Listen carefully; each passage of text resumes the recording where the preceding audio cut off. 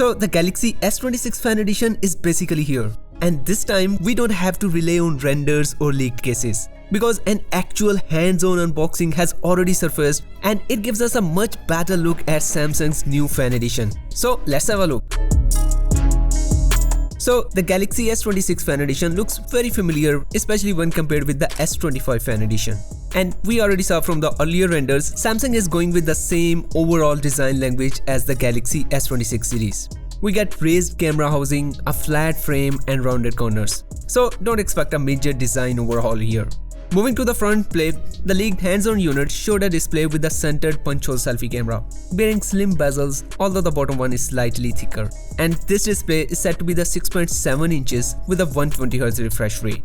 Now for the other specs, as a quick recap, the Galaxy S26 Fan Edition is expected to use the Samsung's Exynos 2500 chipset, alongside 8GB of RAM and up to 256GB of storage. Camera-wise, leaks point to a 50MP main camera, 12MP ultra-wide and an 8MP telephoto, same as Galaxy S25 Fan Edition.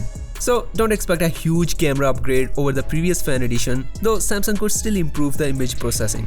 Also, battery and charging speed remains the same as the S25 Fan Edition.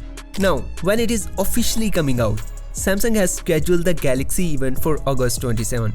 So we are just days away from getting all the final details. And there is one more thing, the S26 Fan Edition could be more expensive this time. And as I covered in my earlier video, leaks are pointing towards a starting price around €799 or $799. Samsung has also increased the prices of the Galaxy A37 and A57 in India, so it looks like rising component costs are affecting Samsung's prices across the lineup.